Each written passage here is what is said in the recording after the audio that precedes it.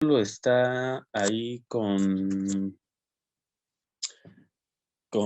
sea, digamos, lo que le interesa a Schopenhauer de Platón es que Platón le permite al postular que hay una existencia en otro mundo, que no es el mundo físico, el mundo de la experiencia, el mundo fenoménico. Al postular la existencia de otro mundo, que es el mundo de las ideas, que en realidad Platón nunca llama mundo de las ideas.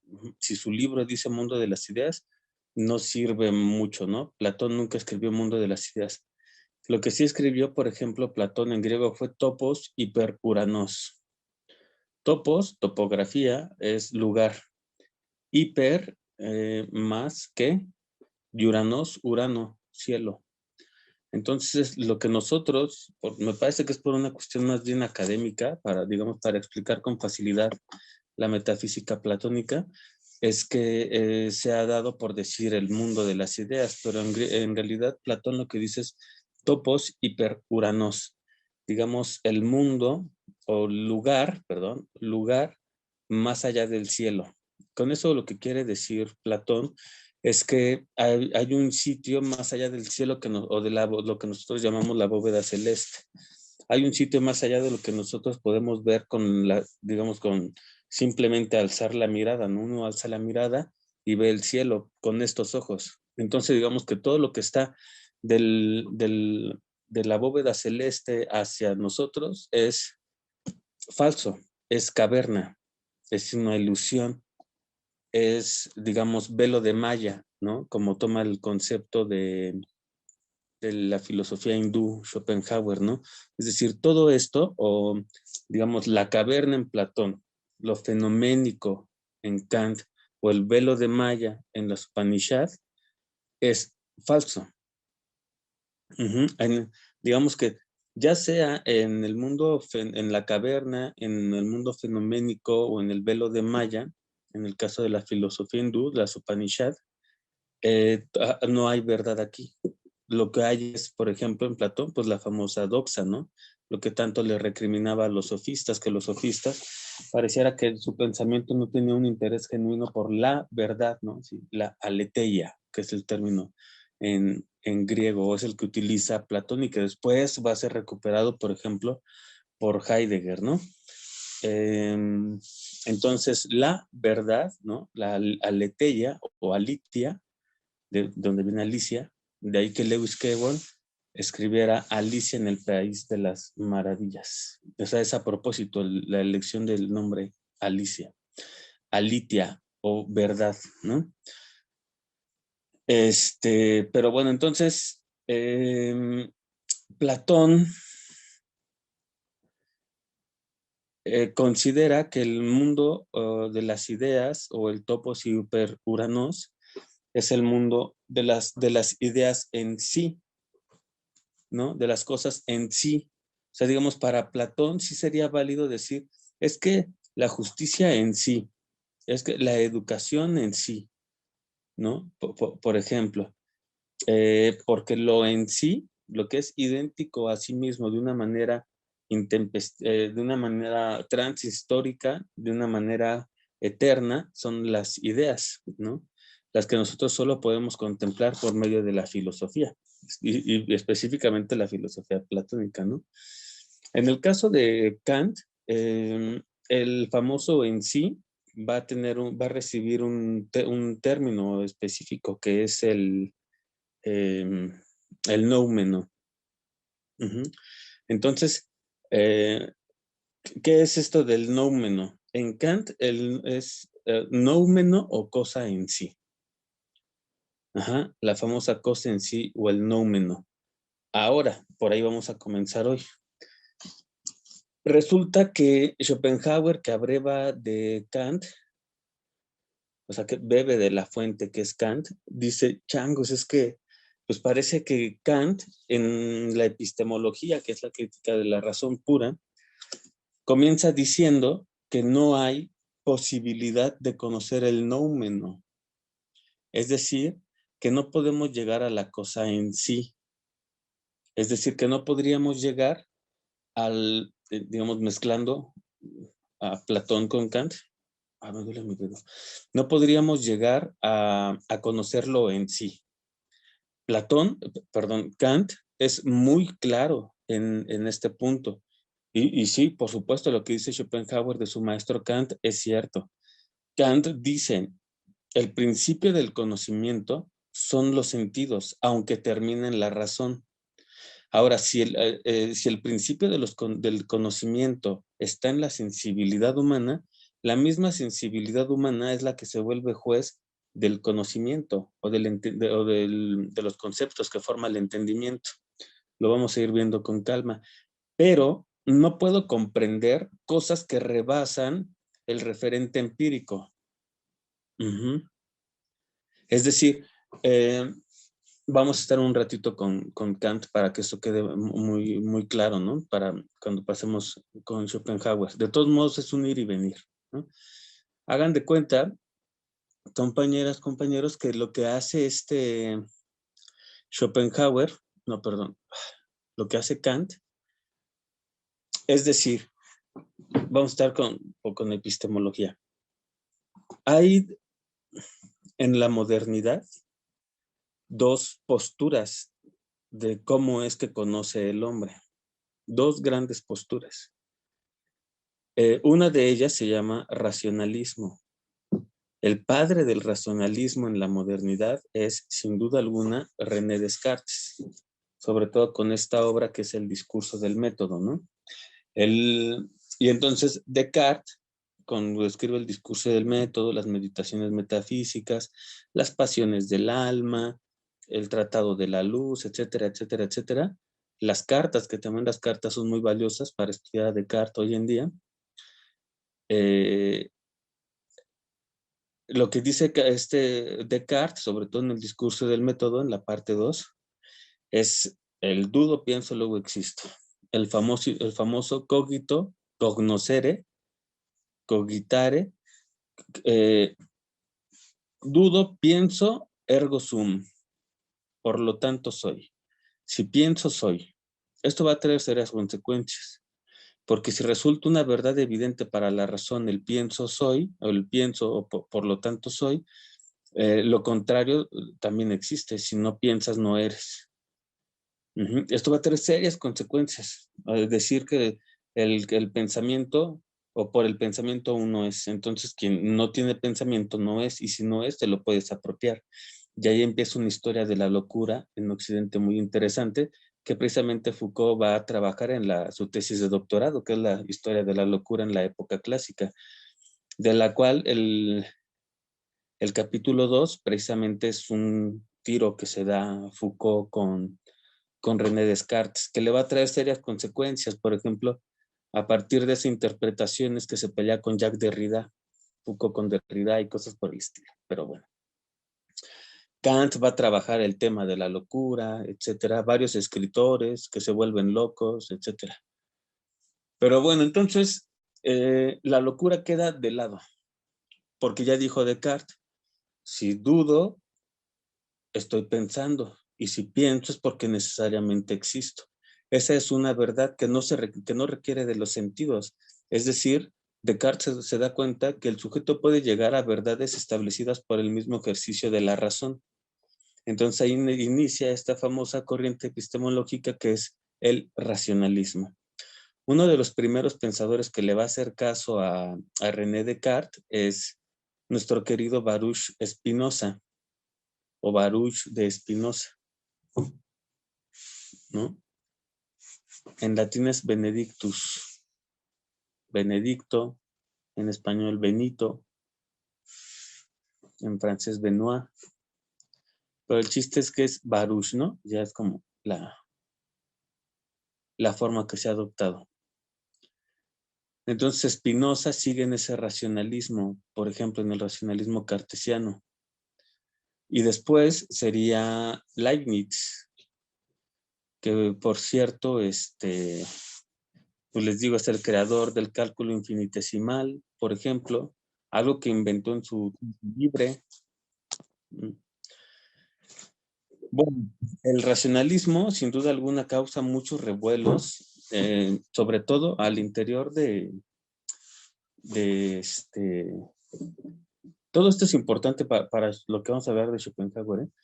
El racionalismo cartesiano causa un montón de revuelo, ¿no? Dentro de la escuela, dentro de París, sobre todo con quienes dominan el sistema educativo en París en esa época, que son pues los jesuitas, la Compañía de Jesús.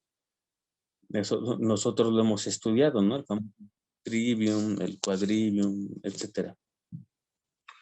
La Compañía de Jesús que crea San Ignacio de Loyola. Ujú. Bueno, crea, de hecho, lo que publica René Descartes es el discurso del método. Y como el texto causó un montón de revuelo, pues él escribe las meditaciones metafísicas, que son una respuesta y una aclaración a las objeciones y preguntas que había despertado el discurso del método. Bueno, eso no fue suficiente y entonces en los países anglosajones crean otra, dicen, no, pues es que hay que responderle a este señor, a René Descartes. Y el primero que le responde, y es un libro enorme, el discurso del método son 40 páginas, 45 páginas. Es un texto chiquitito el discurso. También las meditaciones metafísicas. O sea, Descartes escribió textos muy cortos, ¿no? Todos son cortos. Bueno, y quien le responde es un inglés que nació en Westminster y es John Locke, con el ensayo sobre el entendimiento humano. Una obra de más de 600 páginas, ¿no? Con una letra chiquitita, o sea. Y es que no solo es una objeción a René Descartes, es su propia postura. Y es lo que es el famoso, donde inicia el famoso empirismo inglés, que sigue muy fuerte hasta el día de hoy. Inglaterra ha sido uno de los países que ha defendido, de, digamos, de manera más clara, tradición filosófica. Hasta el día de hoy, Inglaterra es empirista, a más no poder es empirista, ¿no? Lo que le importa son los sentidos. Ujú. Algo que me parece que está muy bien, por ejemplo, que se muestra muy bien ay Dios, en esta serie que pusieron en Netflix, Black Mirror. La serie se puede ver desde un punto empirista en inglés muy, muy, muy, muy bien. Alguien podría leer a Locke y ver la serie y entendería por qué hasta en su serie son sumamente empiristas los ingleses, ¿no? De verdad. Bueno, y entonces quien inicia el empirismo inglés es, es John Locke, que también escribió sus cartas sobre educación. Después está nuestro querido David Hume y finalmente estaría George Berkeley, que era sacerdote. Por cierto, no sacerdote, era un monje, no monje, perdón, era un obispo, bishop, era un obispo Berkeley. Bueno, Kant dice, estos muchachos que no entienden nada. No es, o sea, no hay que elegir o racionalismo o empirismo, son ambas. ¿Sobre qué temas se pregunta la epistemología en la modernidad hasta llegar a la Ilustración? Es decir, desde el siglo XVII al siglo XVIII y todavía inicios del siglo XIX, ¿no? La primera mitad del siglo XIX. Bueno, pues lo que se preguntan son problemas metafísicos. Según el juicio de Kant, la metafísica se ocupa de tres problemas metafísicos en especial, a saber, Dios, la libertad y la inmortalidad del alma. Esos son los tres temas, digamos, por excelencia de la metafísica, desde la escolástica hasta el siglo XVIII. Uh-huh. Ahora, el problema es que parece que en los problemas de los que se ocupa la metafísica, pues no hay mucho progreso, no hay mucho avance. Entonces se gasta un montón de tinta diciendo que si Dios existe y cómo es y cuáles son los atributos, etcétera, etcétera, etcétera. Spinoza, ¿no? Por ejemplo, su ética, como sea el primer libro que es muy pesado, se llama De Dios, por ejemplo, ¿no? Eh, y eso lo hace difícil, ¿no? Digamos, en ese sentido es metafísica. Si uno abre la ética de Spinoza y se lee el libro, uno no va a encontrar ética todavía. La ética está del libro 3 al libro 5. Todo lo primero es muy complicado. El libro 1 trata sobre Dios, el libro 2 sobre el alma, y ahí tenemos 2 de los 3 problemas. Y el libro 5, por cierto, trata el tema de la libertad. Entonces, Kant diría, bueno, es que Spinoza se está haciendo en realidad puras bolas. Se está haciendo, fíjense, se está haciendo preguntas a las que no podemos responder. Fíjense, esa sería una especie de definición digamos, o de respuesta a la pregunta, ¿de qué se ocupa la metafísica? Bueno, si me preguntas por los temas, pues se ocupa de la libertad, del alma y de Dios. Pero por otro lado, la metafísica se caracterizaría por hacerse preguntas que nosotros no podemos responder. Todos nosotros de niños hicimos metafísica. Cuando tenemos nuestras crisis existenciales, supongo que algunos todavía, cuando tenemos para eso que estudiar filosofía, para que se hagan más, no para responderlas. Y entonces estábamos bien chavitos, estábamos bien morralitos y apagaban las luces y ya te empezabas a dormir solo o sola y entonces decías, ¿qué va a pasar cuando se muera mi mamá? ¿Qué va a pasar cuando se muera mi padre? ¿A dónde voy a ir después de la vida? Otra que nos hacemos menos, pero también es importante, ¿dónde estaba antes de venir al mundo? Todas esas preguntas son purititita metafísica. Ahora Kant dice, fíjense, esto es genial, porque de aquí Schopenhauer va a jalar para el genio. Muy bien, parece que, fíjense, que la metafísica en Kant es una condición inherente o propia al hombre. Es decir que, aunque sabemos por la propia razón que nos hacemos preguntas a las que no podemos responder, es inevitable que no nos hagamos la pregunta, no sé si me voy a entender. Es decir, yo sé que hay preguntas que no puedo responder, pero es inevitable, dice Kant, dejar de hacernos esas preguntas. Y así como es muy popular las primeras líneas de la metafísica de Aristóteles, todos los hombres por naturaleza desean aprender. Así comienza Aristóteles. Bueno, nuestra edición, como nosotros leemos la metafísica, así comienza. Porque el libro, así tal cual la metafísica, no lo escribió Aristóteles. Este es un orden que se le impuso después. Pero finalmente es lo que tenemos y así comienza, ¿no? Todos los hombres por naturaleza desean conocer. ¿Cuál otro inicio es glorioso? El inicio del Emilio de Rousseau. Todo lo que sale de las manos del autor de las cosas de la naturaleza es bueno, solo en las manos del hombre degenera. La pedagogía de Kant. El hombre solo llegará a ser lo que la educación haga de él. ¿No? Y así nos podemos ir grabando un montón de inicios geniales sobre tratados de filosofía de la educación. En el caso de la crítica de la razón pura, que era un pinche libro, totote, en serio es una cosa horrible. Es de lo más complicado. Pero el inicio es genial. Y si lo leemos con atención, podemos aprender mucho sobre el resto del librote. Y entonces, pues a mí me gustaría que nos aprendiéramos también el inicio de la crítica de la razón pura, así como la metafísica, el Emilio, la pedagogía de Kant, etc.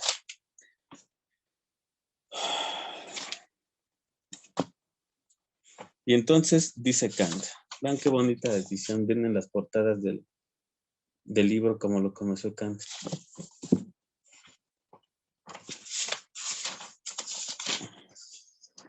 Lo primeritito que escribió Kant en 1781 fue: la razón humana tiene el destino singular en uno de sus campos de conocimiento de hallarse acosada por cuestiones que no puede rechazar por ser planteadas por la misma naturaleza de la razón, pero a las que tampoco puede responder por sobrepasar todas sus facultades. Punto.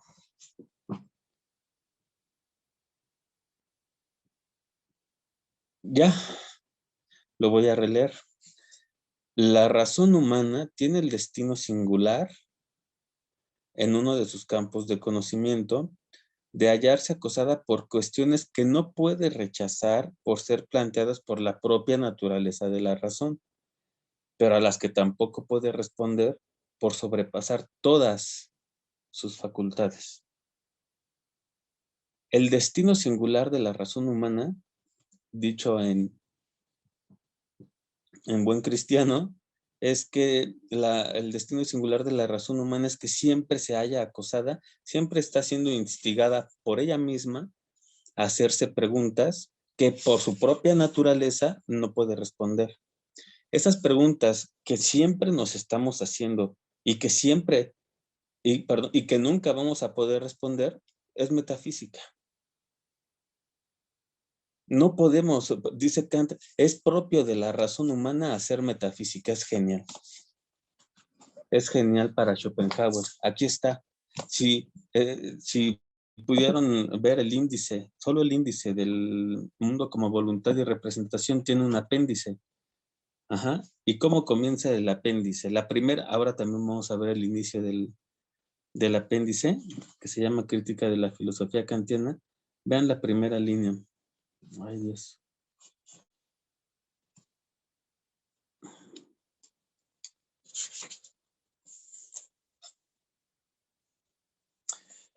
Dice, en la obra de un gran genio es mucho más fácil constatar las faltas y los errores que dar un desarrollo claro y cabal de su valor. Kant es un genio. Uh-huh. La gran obra es la Crítica de la razón pura. Dice, Kant es un genio por haber descubierto al inicio, o sea, de verdad son las primeras líneas de la Crítica de la razón pura, al haber descubierto la esencia de la naturaleza humana. Por eso es que el libro es complicado. Vamos 4 líneas y ya nos está diciendo que tenemos un destino singular, hacer metafísica. Ahora, lo que Kant pretende en la Crítica de la razón pura precisamente es, sí, parece que no podemos que no podemos por la propia naturaleza de la razón humana dejar de hacer metafísica. Uh-huh. A los que les gusta el arte son metafísicos natos. El músico es un metafísico nato. Uh-huh. Leonora Carrington hacía metafísica en sus cuadros, por ejemplo. Esta otra mujer, ¿se acuerdan? Remedios Varo. Remedios Varo. Remedios Varo, exactamente. Yo creo que ellas dos, no sé si alguien piensa en otra pintora, pero yo creo que Leonora Carrington, que pintaba sueños, el sueño es pura metafísica. Los sueños están del lado de la metafísica, no de la ciencia. Pero es que Schopenhauer dice, vamos a ponerlo así, el artista en general es metafísico, no hace ciencia, porque el científico crea un conocimiento de qué mundo, de este. Y el metafísico o el artista, precisamente, accede a un conocimiento que no pertenece a este mundo, sino pertenece al mundo de las ideas de Platón, o bien pertenece al mundo de la cosa en sí, kantiana. Ajá, es como si el artista sí pudiera acceder a lo que Kant decía que no es posible llegar. Porque Kant dice, para allá vamos, es que no podemos llegar, ¿no? No podemos llegar a las cosas en sí, al noumeno. Y Schopenhauer dice, no, sí se puede. Sí podemos. Lo que pasa es que tú estás buscando, Kant, llegar por el lado del conocimiento científico. Y se llega a la cosa en sí, no por la ciencia, sino por el arte. Digamos, el arte o la metafísica de lo bello es el camino para llegar a lo que solo se puede contemplar. Es casi místico, ¿no? Sobre eso hablábamos hace 8 días, ¿no? ¿Recuerdan? Cuando Lore nos hizo favor de colocar el texto del Pseudo Dionisio Areopagita. Es un libro bellísimo. Cuando puedan, de verdad, tomen clase de filosofía medieval. En la facultad hay excelentes maestros. Yo tomé con uno que está súper clavado con la filosofía medieval. El güey aprendió a leer cartas, el tarot, cosas por el estilo. Se tatuó unos símbolos aquí de medievales del universo y cosas así, ¿no? Está súper clavado y eso lo hace un genial. Eso lo hace súper bueno al profe. Uh-huh. Aparte la Edad Media está bien chida. O sea, la Edad Media es otro pedo. O sea, hay duendes, hay dragones, hay elfos, hay princesas, hay castillos. Ya después llega Kant y todo se vuelve racional, ¿no? Todo se vuelve gris. Pero bueno, porque Kant, aunque reconoce la imaginación como una facultad del aparato psíquico, la rechaza porque la imaginación no crea conocimiento. De hecho, la imaginación se vuelve a colocar como dentro del proceso cognitivo hasta el siglo XX. 200 años que le hicieron caso a Kant, la imaginación no figura, porque la imaginación no crea conocimiento. Uh-huh. Walter Benjamin va a ser uno de los primeros que va a criticar eso en Kant, la expulsión de la imaginación como vía para llegar a un conocimiento. Lo que pasa es que Kant lo que quiere es desechar la metafísica y hacer ciencia. Y Schopenhauer le va a decir, es que casi llegas al camino, pero no das porque quieres hacer ciencia, desechas la metafísica y la metafísica es el camino. Te preocupas por un método cognitivo, pero lo que se trata es de hacer arte. El artista es el que en realidad puede llegar al otro mundo y nosotros, simples mortales, por mediación de permítanme llamarlo de esta manera, después voy a escribir un artículo sobre esto. El artista o el metafísico o el genio creador es un hombre bisagra. Es un hombre bisagra, es un hombre que está en el entre. Estamos nosotros en el mundo fenoménico, está el hombre bisagra y está lo eterno. El hombre bisagra, que es un genio, que es el creador, que es el artista, que es el poeta, que es el compositor, que es el danzarín, la danzarina, la bailarina, etcétera, el cantor, la cantaora, dicen los españoles, etcétera. Esa persona o ese sujeto, esa sujeta metafísica, ajá, es la que puede contemplar lo eterno o la cosa en sí kantiana que para el propio Kant no se puede contemplar y entonces la pone en la obra de arte y nosotros vemos lo infinito por el hombre bisagra, por la creación artística. Ajá. Es como si pudiéramos entrar al mundo onírico, al mundo de los sueños, por medio de las pinturas de Carrington. Hay una que me gusta mucho que yo tengo colgado en mi sala. No es un cuadro Carrington, obviamente, es un cuadro que me costó 200 pesos en Copilco, pero a mí vale madre. Yo lo tengo ahí con mucho cariño. Y y no sé si lo han visto. Si no ahí ya después lo van a ver si nos hace favor, Lore. Me parece que se llama Las Tejedoras del Mundo. Ah, qué cosa. Ajá. Las Tejedoras del Mundo de Carrington. Y si uno pone suficiente, si uno educa la mirada para apreciar los cuadros de Carrington, es como si uno pudiera acceder a ese mundo que es eterno, las tejedoras del mundo. Y son unas mujeres en el centro del cuadro haciendo el universo, tejiéndolo. Que eso es muy lindo, tejedoras del mundo. Ajá, por ejemplo, las mujeres en el sur del país que tejen a la naturaleza, que es el mundo, en sus blusas, ¿no? O la relación que tiene entre tejer y texto. Texto viene de tejer como tejer viene de texto. O sea, cuando uno escribe está tejiendo. Solo es cuestión de abrir más los ojazos. Entonces, fíjense, Kant dice esto, ¿no? Es el inicio. La razón tiene un destino singular. Es como si fuera inevitable por parte nuestra no hacer arte. Aunque lo que quiere hacer Kant es ciencia, pues ya nada más el siglo XIX que tenemos el positivismo, ¿no? Kant está diciendo es que, no, güey, no hay que hacer metafísica. Y se parece que siempre la vamos a hacer.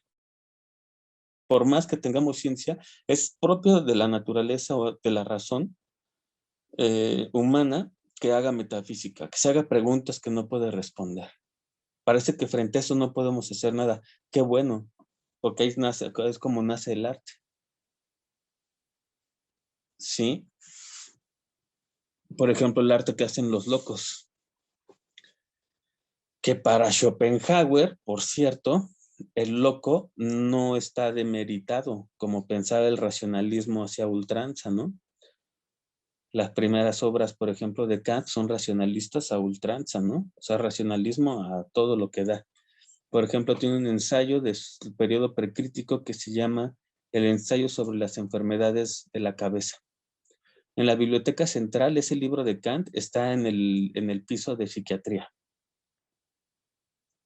¿no? Ahí Kant empieza a estudiar estas cosas, que la psiquiatría no existe. Y entonces,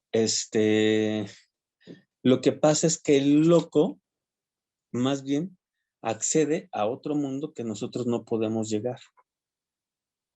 Hagan de cuenta que nosotros estamos tan domesticados, estamos tan racionalizados, que no podemos ver lo que ve el loco. Y de ahí es que Schopenhauer asimila la figura del loco con la del genio. Que, o sea, ya Schopenhauer lo sabía a lo largo de todo el libro tercero. La representación social que nos hemos hecho del genio. Todas ustedes ubican perfectamente a Bigman. ¿Cómo ponen al genio científico? Pues descuidado en su persona, su cabello no es como, pues muy cuidado como el de Peña Nieto, cosas por el estilo, ¿no? Si ven películas sobre Beethoven o leen su biografía, hay una biografía muy bonita publicada por el Fondo de Cultura Económica, es una edición de bolsillo. ¿En qué insisten las biografías cuando hablan del genio Beethoven? ¿No?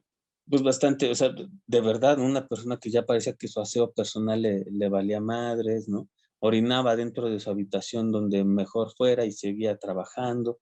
Gente que no duerme por estar escribiendo, escuchando, componiendo, revisando, y se repite, ¿no? El ciclo del propio Mozart, por ejemplo, etcétera.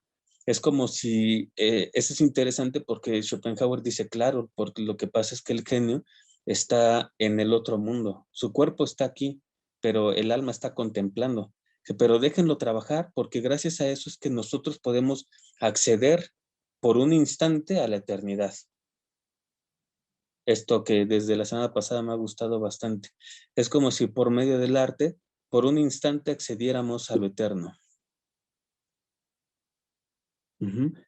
Ojo, es, qué bueno que metimos a Schopenhauer. Hay un autor que me encanta, a ver si se puede encontrar este libro. Yo nunca lo he visto impreso. Vendería a otros para tenerlo porque el texto es bellísimo. De un romántico, es decir, que escribió en el romanticismo, pero él es austriaco, no es alemán. Se llama Franz Grillparzer.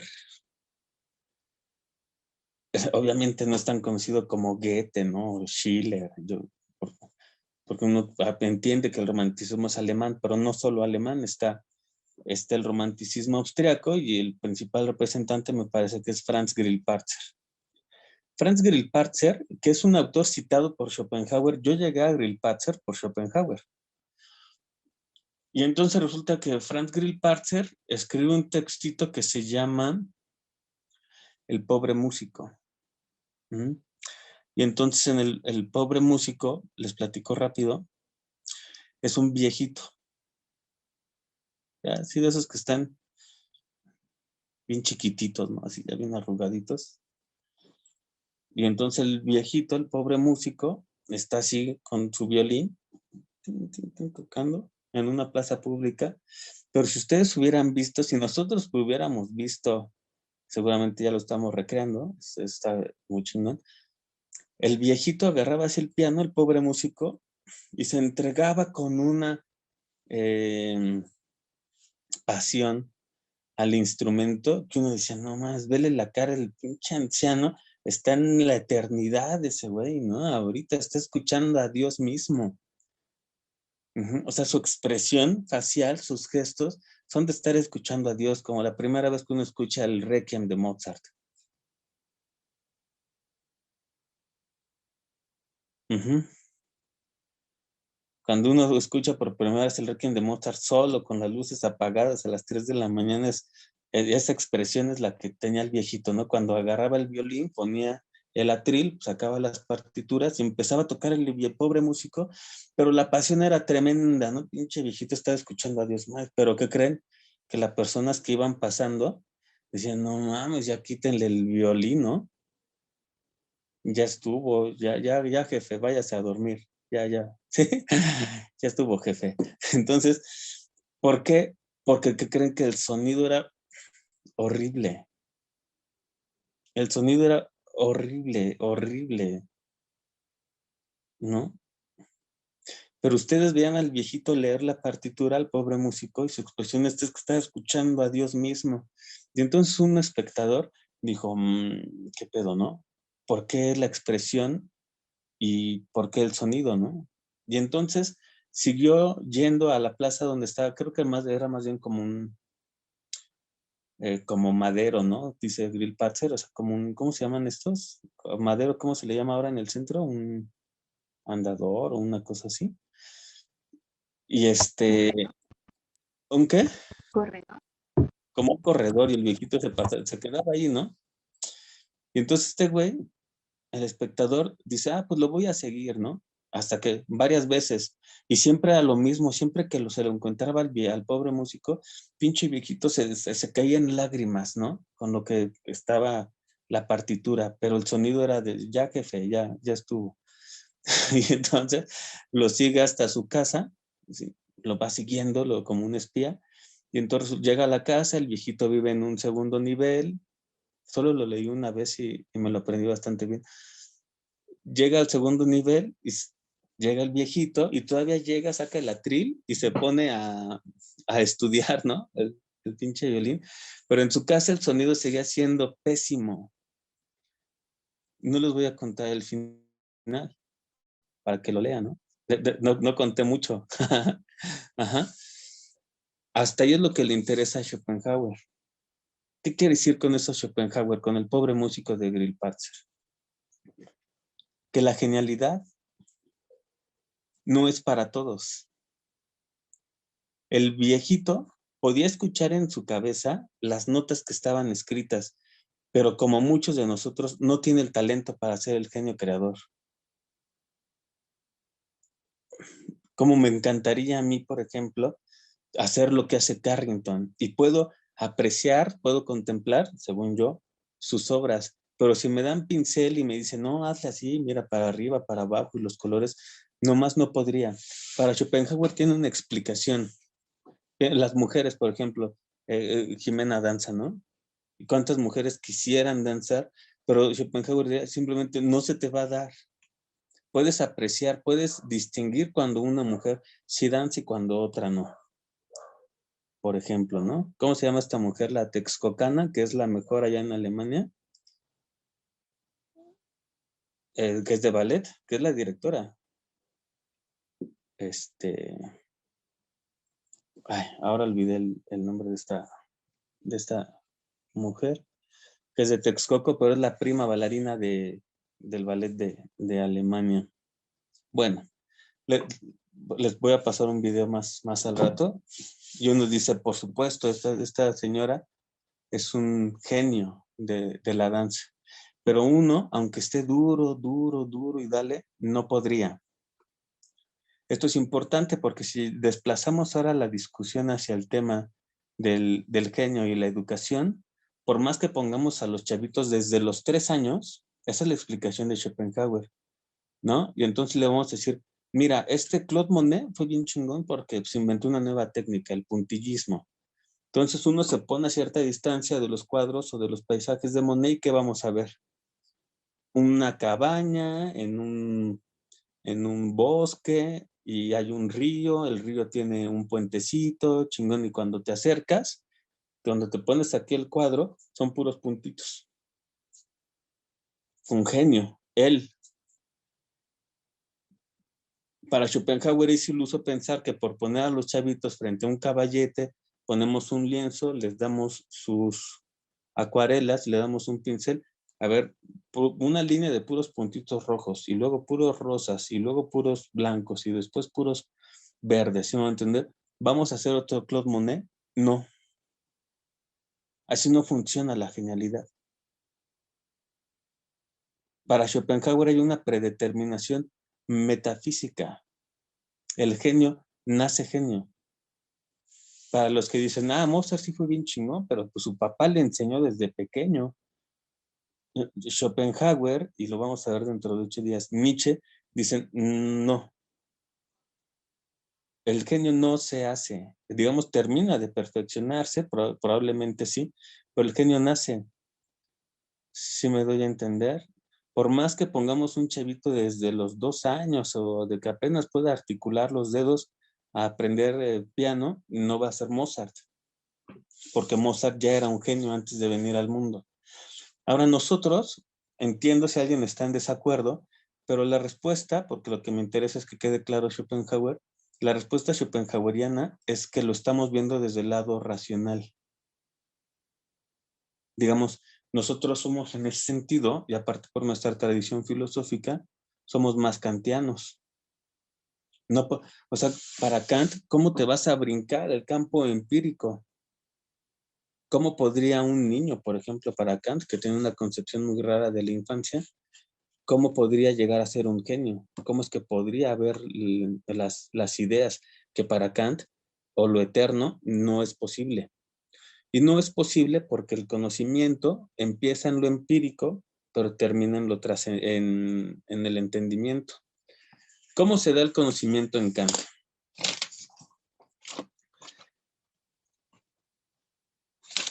Se da por medio de categorías puras del entendimiento. ¿Cuáles son las dos categorías puras del entendimiento en Kant? Espacio y tiempo. Ok. ¿Qué entiende Kant por espacio y qué entiende Kant por tiempo? La estructura de la crítica de la razón pura es la siguiente.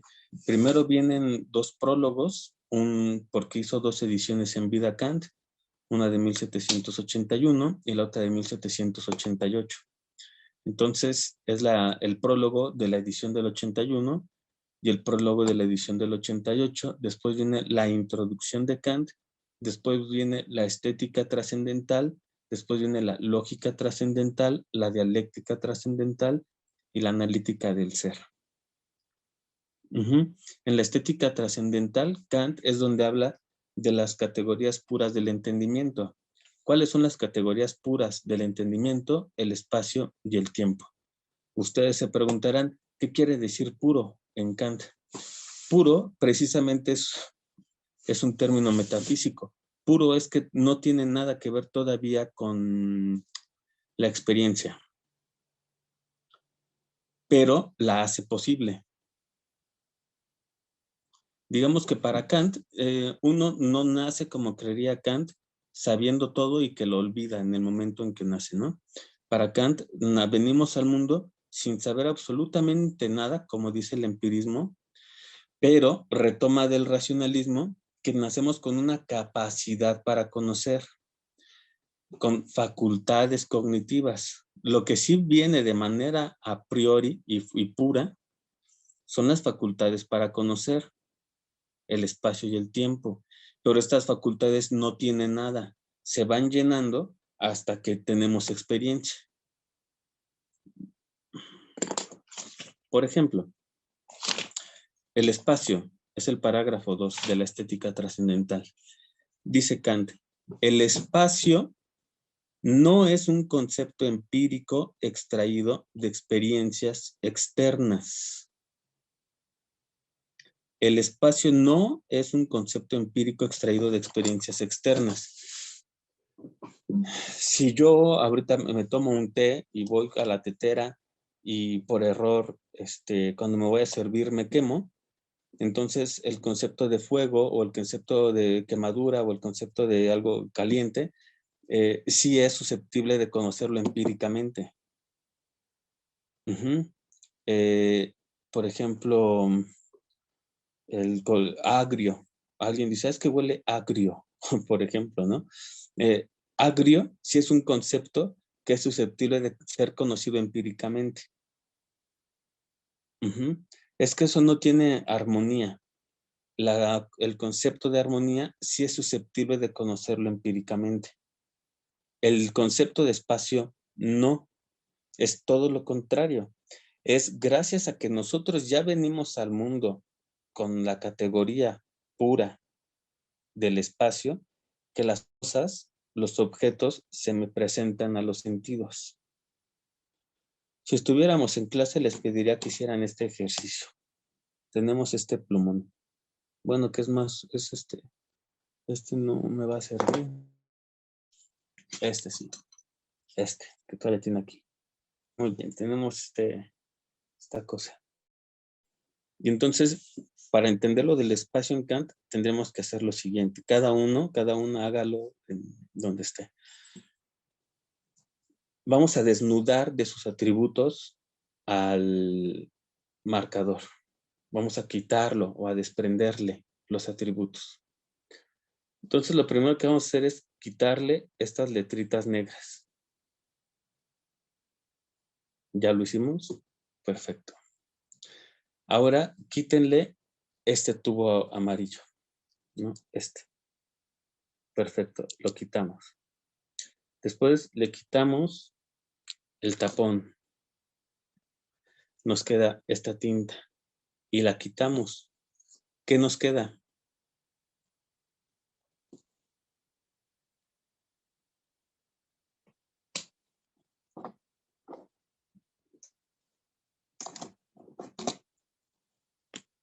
Kant dice, si alguien pensó nada, cerca. Queda el espacio. Queda el espacio, pero ojo, no quiere decir que acabo de conocer empíricamente el espacio. Es todo lo opuesto. Es porque estaba el espacio que el objeto se me puede presentar fenoménicamente. Exactamente, ¿no? La nada, es comprensible, el espacio. Entonces, fíjense, es lo contrario. No se trata, este plumón, no. Sí. Entonces, no se trata, yo, o sea, pues fui tramposo porque inicié mostrando el plumón, ¿no? Pero es lo contrario, es porque el espacio ya, o sea, si el espacio no estuviera, ¿cómo se me presentan los objetos a los sentidos? Es decir, ¿cómo habría fenómeno y sujeto? O objeto y sujeto. Es porque el espacio ya está, por lo que los objetos se nos presentan. Esto es lo fenoménico. Sin el espacio que no está afuera, está aquí, o sea, por supuesto, ¿no?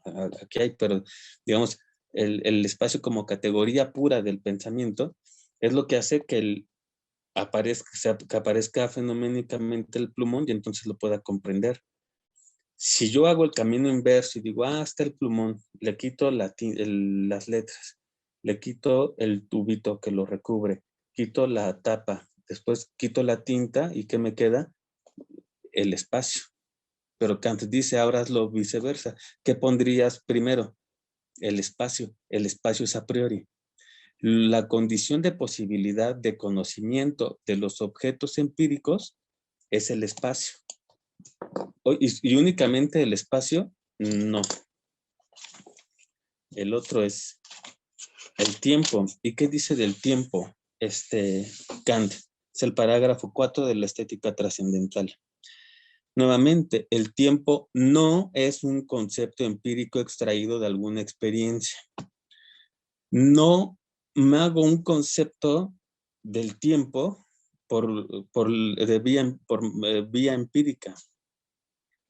Es lo mismo que en el espacio, es gracias a que tengo ya la categoría pura del tiempo, por lo que puedo tener experiencia.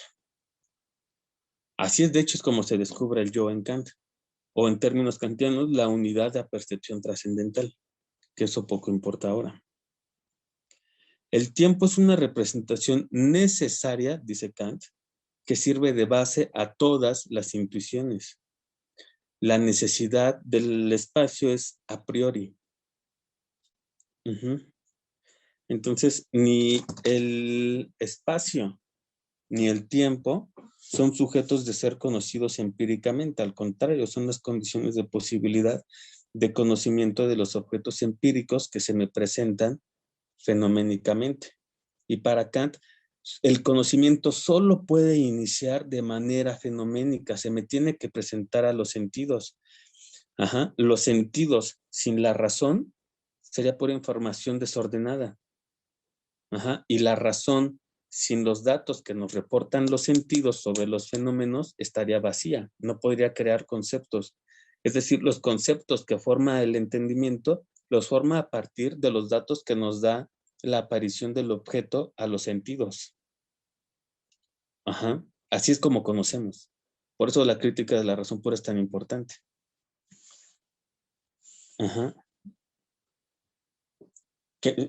Piaget está todo, o sea, no sé por qué Piaget es tan importante y no Kant en ese sentido, ¿no? Pero bueno, digamos, pero entonces lo importante para que regresemos a Schopenhauer es que Kant considera que solo puede haber conocimiento científico del mundo fenoménico, de lo que se me presenta a los sentidos, en este caso, el plumón, los marcadores. Aunque reconozca Kant el noumeno o la cosa en sí, lo único que está diciendo Kant, o sea, Kant no está diciendo Dios no existe, que es algo que le va a recriminar Nietzsche. Pinche Kant, ¿no? Te quedaste a un tris de decir que Dios no existe y no lo haces. Por la epistemología, digamos, por la vía de la epistemología kantiana, Dios no existe porque ¿cómo se presentaría a Dios como objeto? Si Dios por definición es espíritu. Y solo puedo tener conocimiento de los objetos. Luego entonces, si el hombre solo puede tener conocimiento de los objetos que transforma en conceptos y Dios no es objeto, el hombre no puede conocer a Dios. Y de ahí el alma, y de ahí la libertad. El conocimiento humano es solo de las cosas fenoménicas. Dios no es fenómeno, Dios es transfenoménico, o de manera más precisa, Dios es noumeno. Entonces, por epistemológicamente, ¿quién sabe qué sea eso de Dios, eh? Pero Kant no se atreve a matar a Dios, no es Nietzsche. Ya en la crítica de la razón práctica, dice, bueno, sí, yo dije que no podemos, Dios no es susceptible de conocimiento científico, pero hay que vivir como si Dios existiera. Y dices, no más, Nietzsche Kant.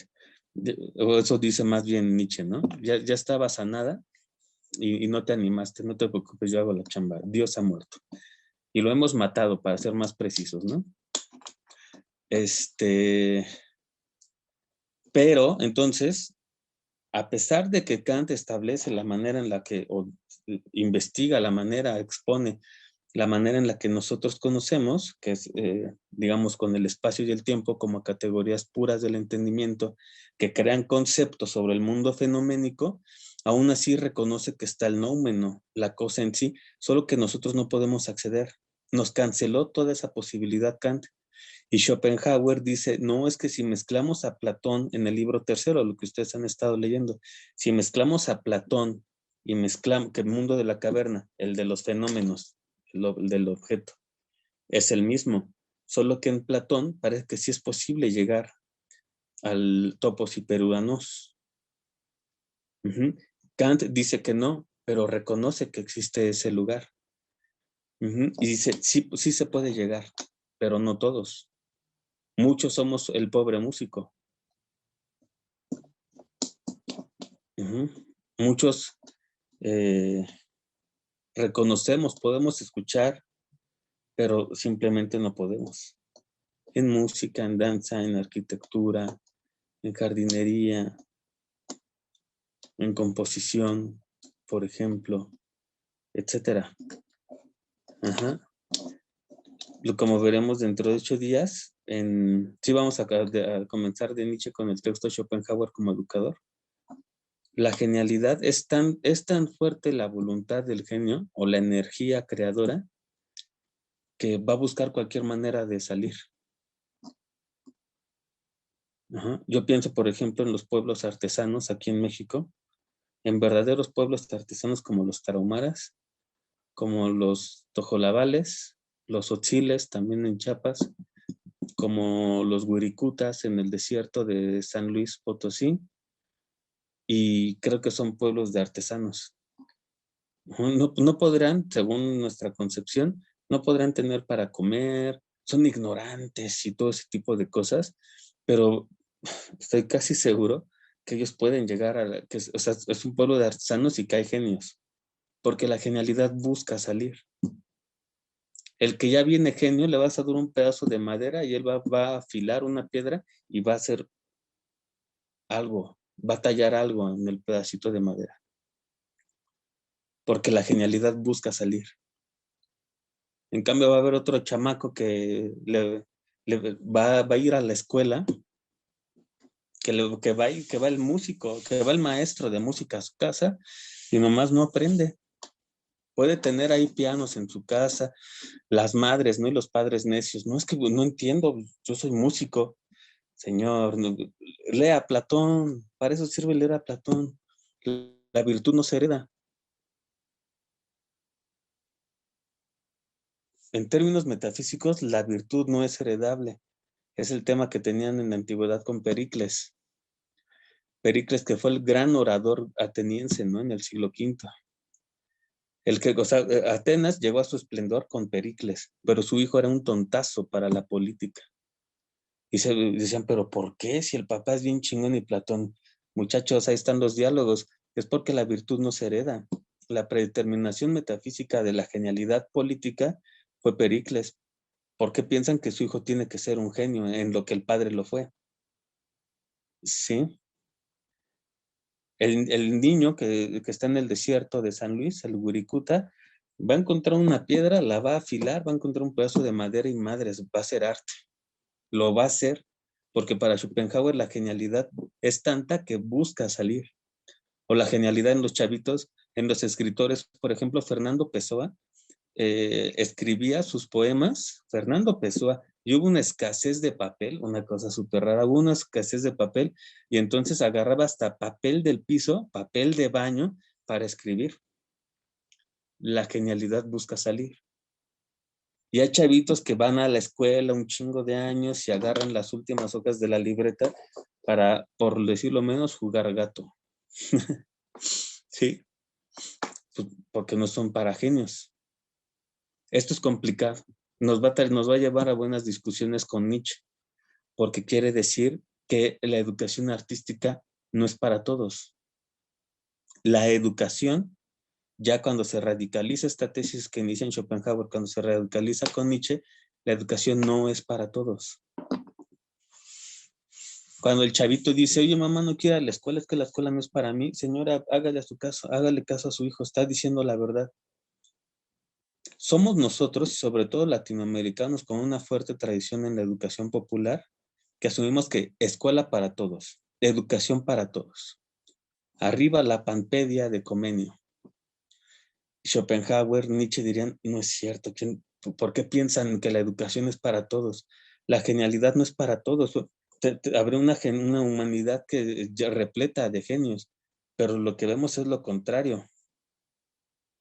Solo unos cuantos llegan a genios, los demás somos pobres músicos. No por pasar más horas o más tiempo en la escuela va a aparecer el genio. No es cierto. Para estos pensadores que tienen muy en alto el pensamiento griego, no aparece la genialidad de esa manera. La genialidad no es una cosa que se vaya a aprender en la escuela. No importa que seas hijo de un genio.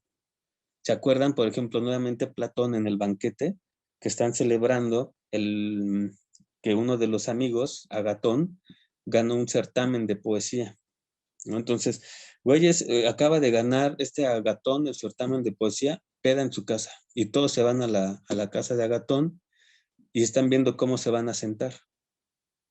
Y uno por bromista, que es el comediógrafo Aristófanes, el de las nubes, etcétera, dice, yo me siento junto a Agatón porque acaba de ganar. Y dice Sócrates, dice, ¿y en serio crees que la virtud se transmite de sentarse al lado del otro? A mí esa parte me hace reír, pero después de releerla, encontré que ese pensamiento de Aristófanes lo tenemos el día de hoy en la escuela. Las maestras, los maestros en nivel básico lo hacen. Sientan al que saca 10 con el que saca 6. Lo sientan juntos. Platón diría, no, ya escribí el banquete hace tiempo. Y aunque el pasaje parece de comedia, está diciendo algo importante. La virtud no se transmite por contacto físico, la virtud no se hereda, que es el tema de los diálogos de juventud de Platón. ¿Cuál es la naturaleza de la virtud? Si ya vimos que si sentamos a Agatón y al otro güey, pues el otro güey no se hace Agatón. Agatón es el genio. Entonces, aunque sentemos un montón de gente que quiere ser como Agatón, no van a ser Agatón, porque la genialidad no funciona de esa manera, no se enseña.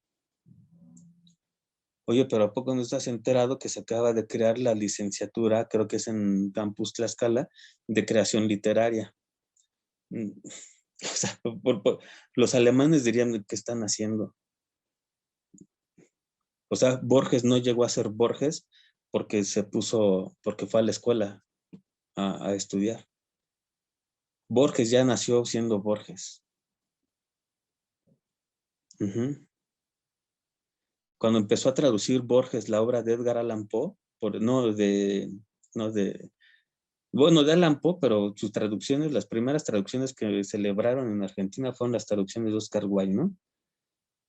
Dicen, ¿cómo es que este muchacho puede traducir de esa manera Wilde, ¿no? Si no se ha formado con los grandes escritores. Pues porque no entiendes cómo funciona la metafísica del genio. Que por cierto, Borges amaba mucho a Schopenhauer y a Spinoza, ¿no? Precisamente. Le dedica un poema a Spinoza. Le dedica un poema a su padre y el siguiente es un poema a Spinoza, ¿no? Por ejemplo. Bueno, ¿qué opinan de lo que hemos dicho hasta ahora? Hagamos una pausita aquí. Las y los escucho.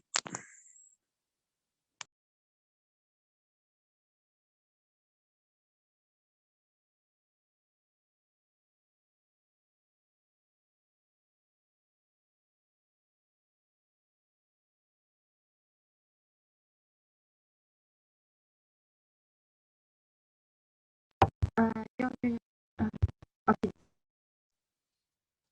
Primero, ¿quién? Osiris, Lorena, porque abrió primero el micrófono. perdón.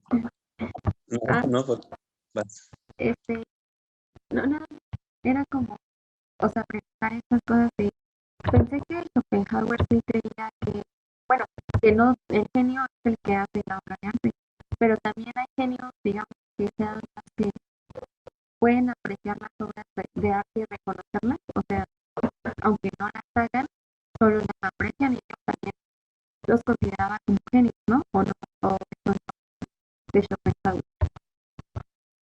O sea que, si te entiendo bien, que Schopenhauer decía que el genio no necesariamente es el creador, sino el que podía reconocer la obra. Ajá, exacto, que no solo era lo que creaban, sino que también lo que podían reconocer, pues, una obra de arte. Entonces, Yo- en este caso, podría haber un poco de, pues, ajá, un poco de sentido, algún tipo de educación estética en ese sentido, o no, de claro, las personas que pueden reconocer una obra de arte también la hacen con, digamos, con esa genialidad. sí, entiendo lo que dices, Lori. Lo que pasa es que ahí Schopenhauer la verdad es que es muy duro con nosotros, porque,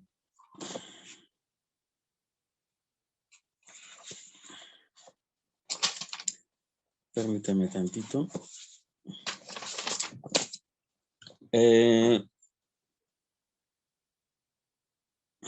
O sea, ¿quién es un genio creador? O si quieren, empecemos por ahí. No olvides lo que ibas a comentar, Osiris, porfa. ¿Quién es un genio creador?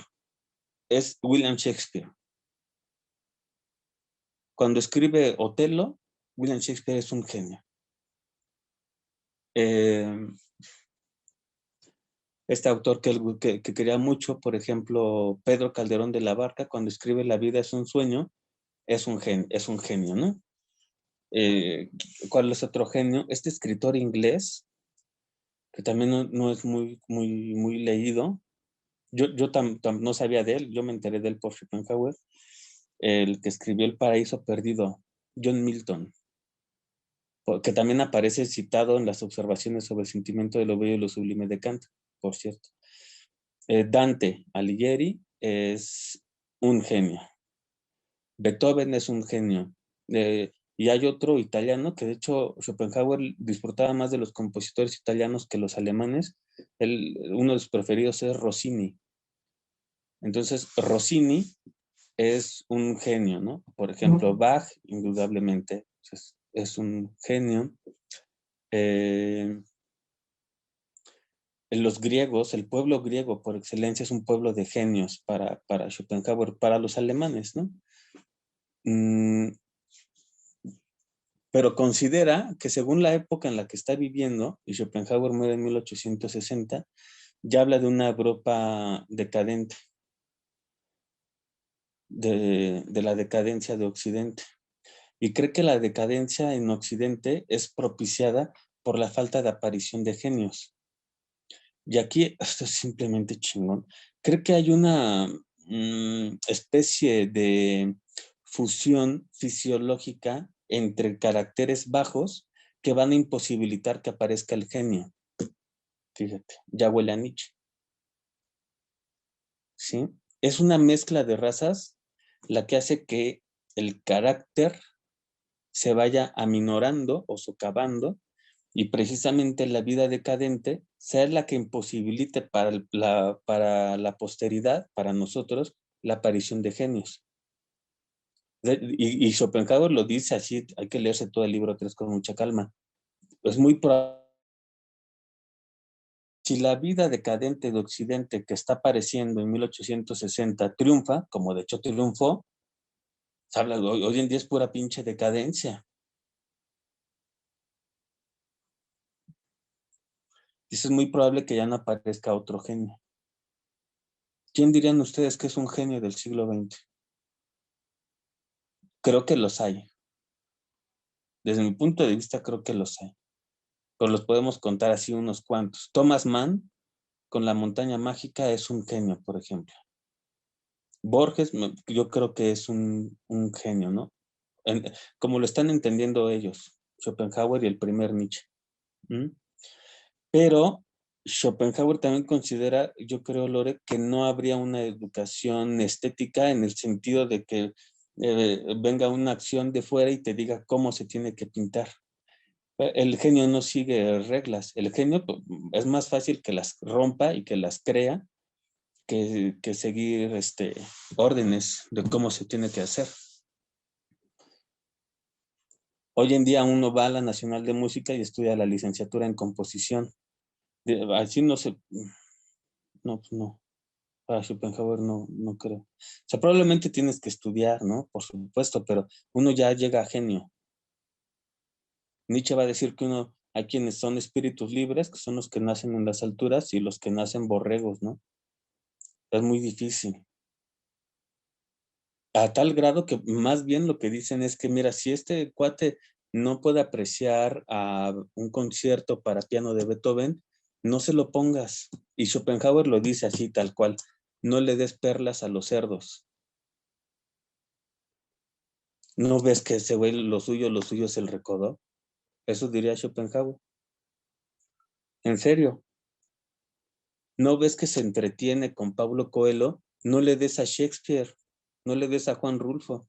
Si alguien lee a Paulo Coelho, pues imagínate, cuando le llegue el Pedro Páramo, pues nomás no. Por eso dice Schopenhauer, más bien lo estético no es para todos. Ya Nietzsche va a decir es una cuestión aristocrática o aristócrata. en el sentido en que el aristocratismo nietzscheano es del espíritu, no tiene que ver con dinero, son vulgaridades. Más bien, si no creen eso. Pero ahora Siris.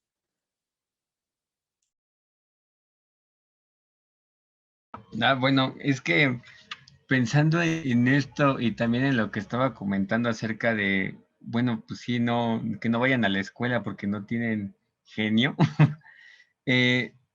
No sé, o sea, si lo comparamos con una experiencia, por ejemplo, de la experiencia de la escuela argentina de Olga Cossettini, en los años 30 al 45, si no mal recuerdo, duró 15 años esa experiencia.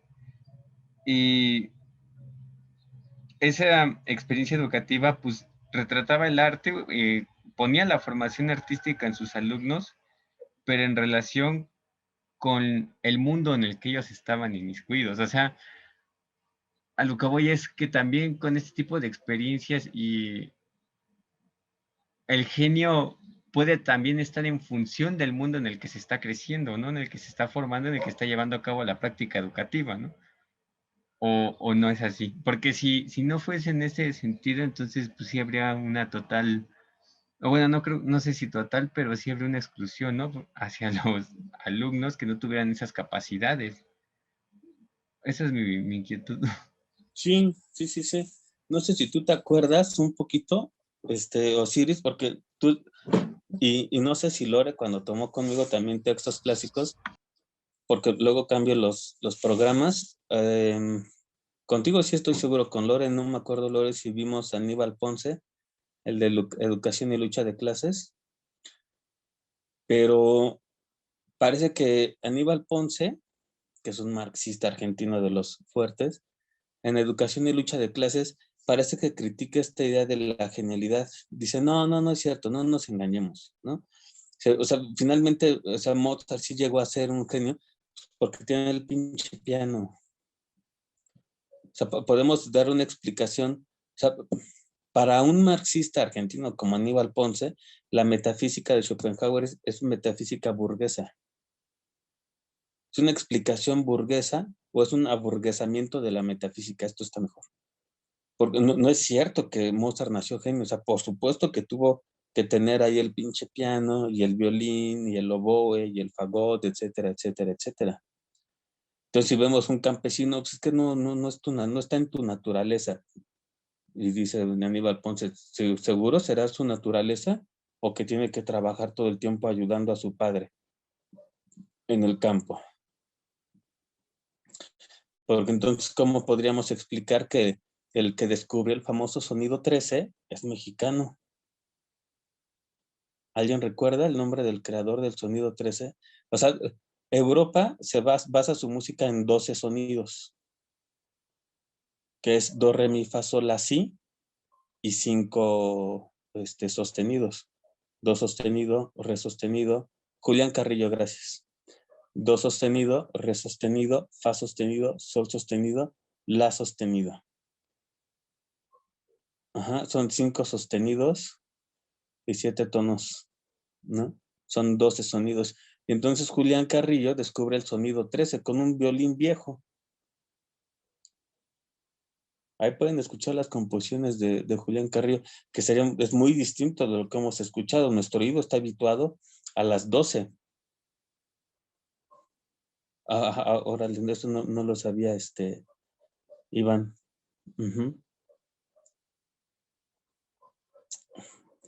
O sea, yo estaría, además la propuesta de Schopenhauer creo que ya está comprendida, ¿no? Hay una predeterminación metafísica. Además, pues, la genialidad, si es tal, pues busca salir y se va a hacer oír, digamos, de cualquier manera el genio. Entonces estoy pensando, porque Schopenhauer, pues sus ejemplos todos son europeos, aunque no habría decir que es un eurocéntrico. Schopenhauer es el primero en introducir al pensamiento filosófico europeo el pensamiento filosófico de la India. O sea, él aprendió sánscrito. Para no traicionarlos, dice, mejor aprendo sánscrito. Ahora es toda una línea de investigación en Europa, ¿no? Probablemente los europeos saben más de la India que la misma gente de la India. Pero quien abrió ese camino es Schopenhauer. Lo interesante es que nunca habla de genialidad fuera de Europa. Uh-huh. No sé. ¿Alguien más? Anímense. Está muy interesante esto. Oiga, profe, también tengo otra pregunta. ¿Dostoyevsky podría romper con esta lógica de la genialidad de Schopenhauer? Dado que, bueno, si no mal recuerdo, la obra, bueno, es un gran novelista, ¿no? Y, y estaba muy apegado con esto de las clases, pues, bajas social y económicamente. Y también tuvo unas vivencias dentro de la cárcel, ¿no? De Siberia, creo, y de ahí sale La Casa de los Muertos. O Pobres Gentes también. O Humillados y Ofendidos, ¿no? Entonces, no sé. Yo creo También que sería en cuestión de la vida, ajá, de ajá, la vida que está llevándose, que también la que puede producir este tipo de genio. sí, ahora que lo dices, por ejemplo, uno de los autores preferidos de Schopenhauer, y es lo que lo llevó a aprender español, fue traducir a leer en español El Quijote de la Mancha. Imagínate, aprendió español y aparte un español barroco, qué chinga. Y de hecho, ya que aprendió español Schopenhauer, porque era políglota, tradujo del español al alemán la obra de Baltasar Gracián. ¿Y qué es lo que le gusta a Schopenhauer de Cervantes de Saavedra? Que también lo pone como un genio, por supuesto. Y esto es interesante porque pues ya eso más me parece que es más bien crítica literaria. Y me hiciste pensar ahorita en el libro de Vladimir Nabokov, que tú conoces seguramente, varios de ustedes conocen, el que escribió Lolita. Bueno, pues este cabrón de Vladimir Nabokov no solo escribió Lolita, tiene un libro que se llama Crítica de la literatura rusa y podría servir. Pero el chiste es que si comparamos a dos autores, a dos genios de la misma época, como son William Shakespeare y Miguel de Cervantes Saavedra, son genios al servicio de diferentes poderes, vamos a decir. ¿Quiénes son los protagonistas de las tragedias de Shakespeare? El rey Otelo, Ricardo III, Cleopatra, Macbeth. Uh-huh. Y el protagonista de la novela de Cervantes es un loco de amor, ¿sí? Hay molinos, se queda en hostales, no se queda en posadas. Su gran compañero va en un burrito, por ejemplo. Dice, pero es un genio. Es un genio porque pudo ver lo que nadie más ve. La genialidad está en la visión, ¿no? O sea, ¿qué mirada puede tener? ¿Qué mirada tuvo Cervantes para, para poder escribir lo que nosotros no podemos? O sea, digamos, si nosotros, hombres comunes y corrientes, viéramos lo que vio o lo que veía Cervantes, no lo soportaríamos. De verdad, esto ya anuncia mucho a Nietzsche. Eso que podríamos ver directamente, pero que no lo soportamos, es lo dionisíaco. El hombre bisagra, que es el genio, que es el artista, que es el creador, lo ve y nos lo muestra a nosotros, pero ya pasado por lo apolíneo, es decir, por lo artístico. Si uno lee, entonces, uno lee una novela y busca comprender lo que está pasando en la novela, probablemente no la está comprendiendo. Se trata de ver qué es lo que hay detrás de la novela, como lo entiende Schopenhauer. Se trata de poder ver lo que vio el escritor y que nos está diciendo, mira, aquí está la ventana, ábrela. La ventana es el libro. Entonces, cuando uno lo abre, podría medio entrever lo que el genio sí ve, pero nosotros no lo vemos directamente nunca, no somos genios creadores. Entonces, probablemente eso es lo que alcanza a ver Saavedra, que nos pone la locura, pero ya de manera apolínea, de manera artística. Si nosotros viéramos la locura de manera directa, quedaríamos locos. Entonces, la locura que ve Saavedra, porque es un genio, y que la plasma en el libro, nosotros la soportamos la visión de la locura ya en representación apolínea, es decir, bajo la representación artística. La visión directa de lo que el genio ve, nosotros no la soportamos, por ponerlo en ese sentido. Es una tríada metafísica, y hacia allá es donde quiero terminar la clase. Schopenhauer considera que el mundo tal cual es una objetivación de la voluntad o la cosa en sí. Entonces tenemos tres figuras: la tierra, o el mundo de la caverna, o el mundo fenoménico, o el velo de Maya. Tenemos donde estamos nosotros, hasta aquí abajo, en la materia. Después tenemos al hombre bisagra, como yo le llamo, pero es Sócrates, es Pitágoras, Jesús, el genio, el artista, el creador. Ajá. Y después tenemos lo eterno. Aquí está el mundo de la duración y aquí el de la eternidad. Bueno, esto es muy interesante. Fíjense qué cosa tan linda. Porque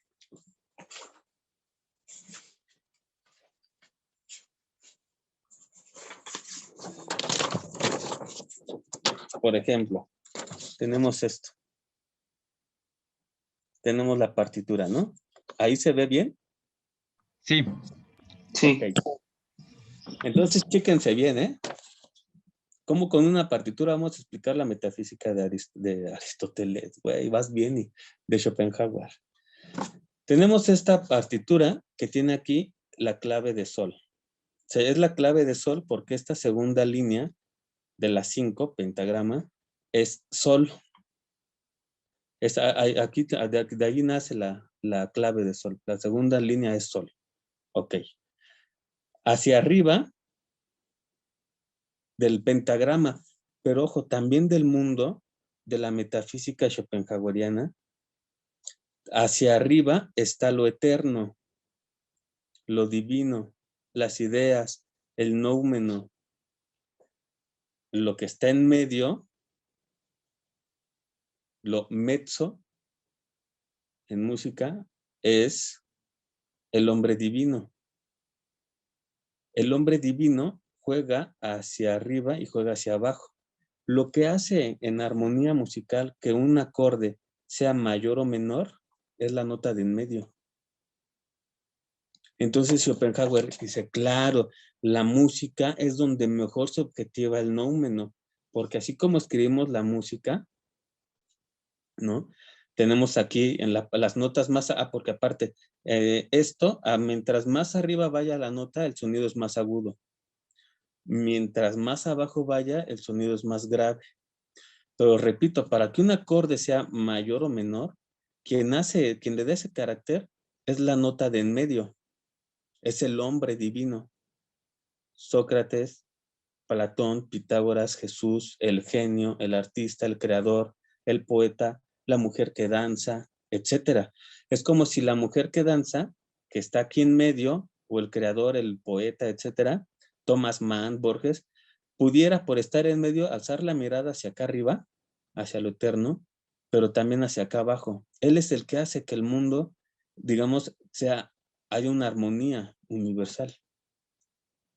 Si el mundo funciona de esa manera, entre lo eterno, el genio y los hombres, esa misma triada metafísica o de la estética schopenhaueriana también está en la música.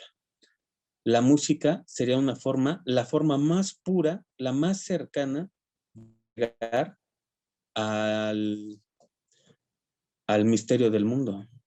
O dicho de otra manera, el misterio del mundo se expresa en la música. ¿Sí me doy a entender?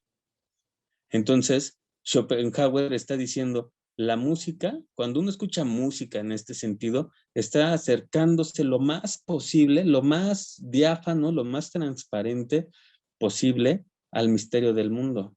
O dicho de otra manera, les decía, el mundo se expresa en la tríada musical.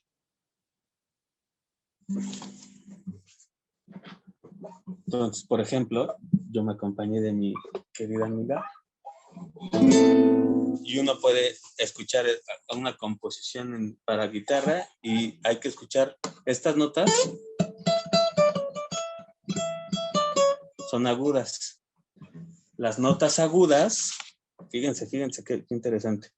Las notas agudas o los sonidos agudos son las notas que están hasta arriba. Es lo eterno o lo divino, las ideas. Están las notas medias y los bajos. Okay. Entonces uno escucha o pueden escuchar lo siguiente, ¿no? Escuchan los agudos y los graves.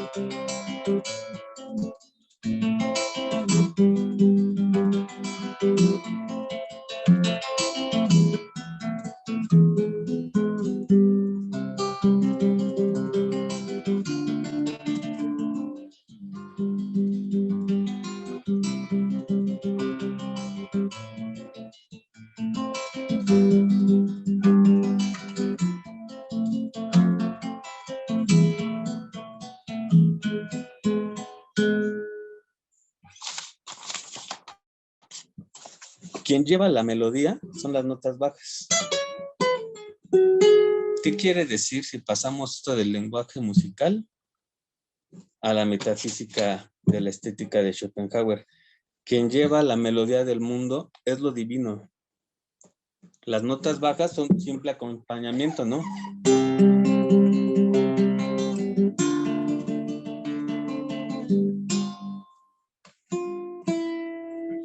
Etcétera. Bach.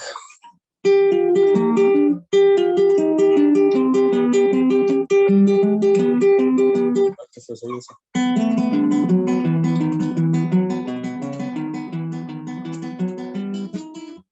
Etcétera.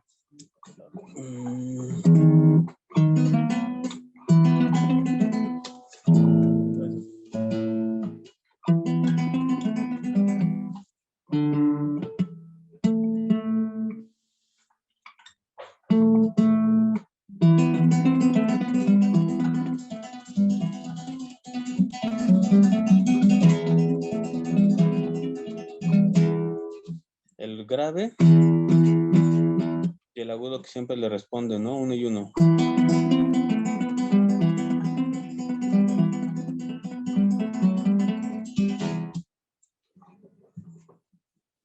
Quien lleva, o sea, no puedo decir, si regresamos acá. Las notas graves son la materia, las notas agudas es la cosa en sí, lo divino, la eternidad, etcétera. Quien lleva el ritmo, no sé cómo decirlo, es la melodía, es Dios. La historia poco le interesan a Schopenhauer. Solo acompañan precisamente, ¿no? Los graves solo acompañan, pero quien lleva la batuta pues es la melodía, es decir, la eternidad. Por eso es que desprecia el concepto kantiano, que es sobre las cosas de este mundo, pero la idea es eterna. Pues estas cosas así van a influir de tal manera en Schopenhauer que va a discriminar en función de eso a compositores. Ajá, si escuchar así el bajo que la gente le pone a sus bocinas, así, ¿no? A sus chevicitos, que usted pom, pom, pom, diría Schopenhauer, no. Esto es pura materia, es pura cosa fenoménica. Tal vez por eso es que el instrumento que él mismo tocaba, que Schopenhauer tocaba, era la flauta. La flauta no puede hacer acordes. La guitarra podemos hacer acordes, pero la flauta, que es la flauta transversa, la que él tocaba, no se puede hacer acordes, solo lleva melodía. Era quisquilloso hasta en eso, ¿no? Schopenhauer, por eso elige la flauta. En la flauta sí hay melodía. No le gustaban los instrumentos de acompañamiento. O sea, Schopenhauer hasta para tocar su instrumento hacía pura metafísica. La melodía, lo que canta el mundo, es la parte alta, que es la de la eternidad. La historia es puro acompañamiento para Schopenhauer en ese sentido. Había que saber escuchar, etcétera. Por eso es que discriminaba a unos autores, perdón, a unos compositores, o simplemente no los escuchaba, ¿no? Escuchen, por ejemplo, los conciertos de Vivaldi, pues el protagonista es el violín, ¿no? El violín lleva la melodía. Los conciertos para 2 violines de Bach, eh, etcétera. Bueno, ¿qué les pareció en general la propuesta Schopenhauer? Desde la clase de Lore hasta esta. Con esta estamos terminando ya lo de Schopenhauer. ¿Qué piensan al respecto?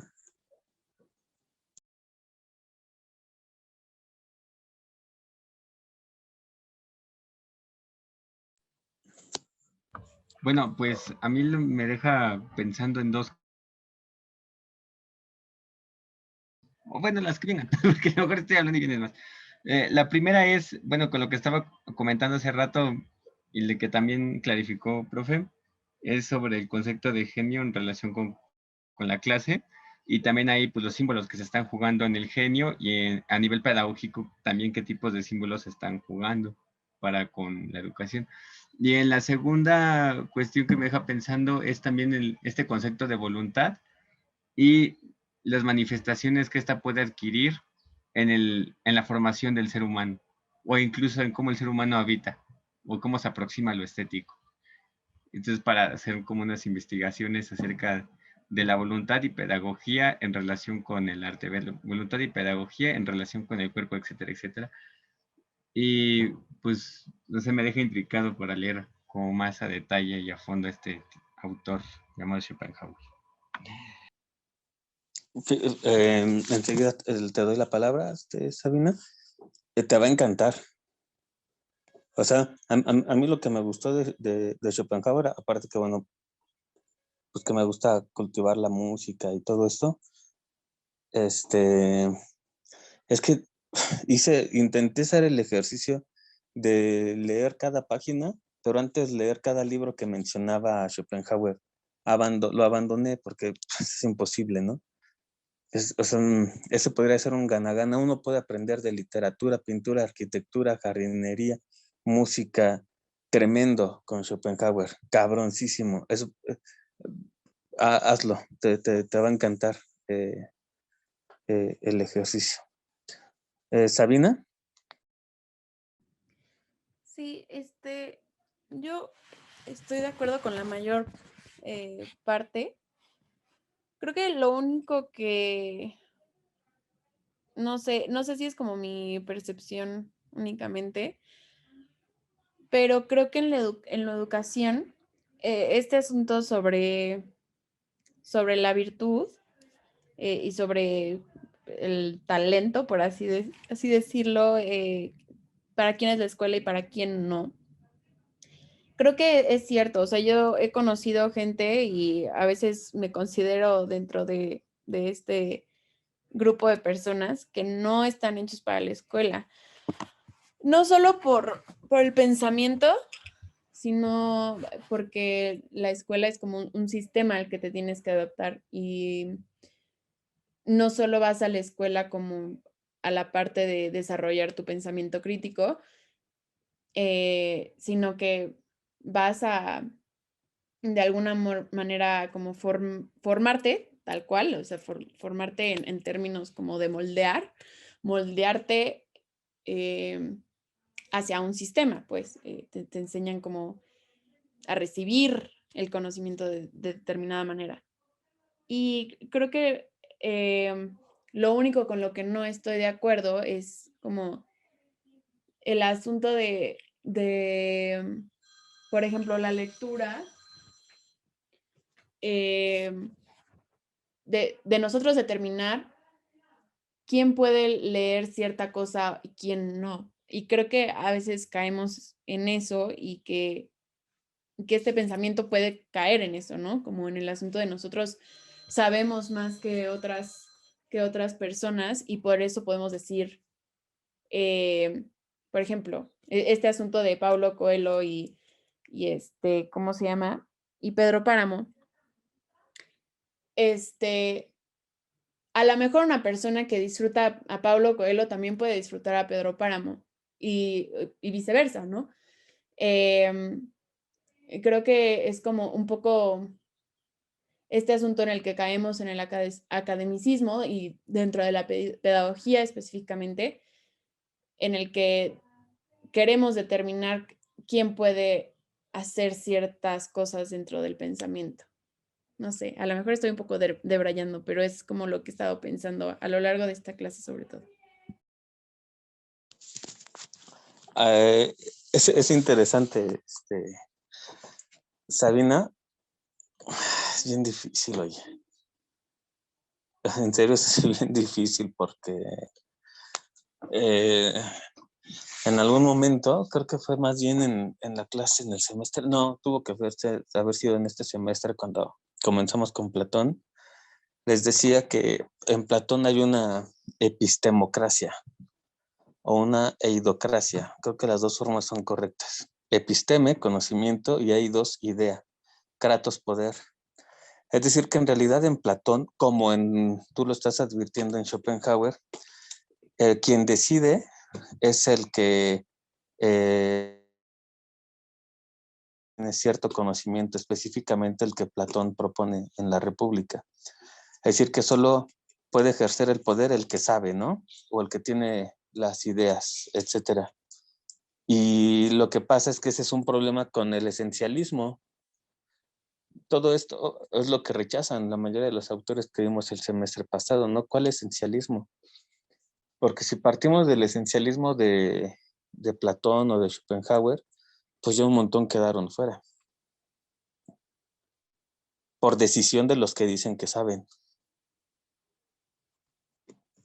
Es como si Schopenhauer dijera, sí, el loco es un genio, pero no tomemos en cuenta al loco, solo a la obra de arte.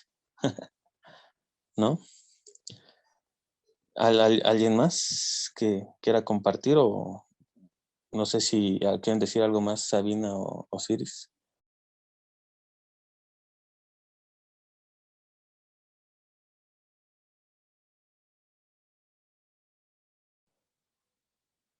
Bueno, Pues yo, Lore.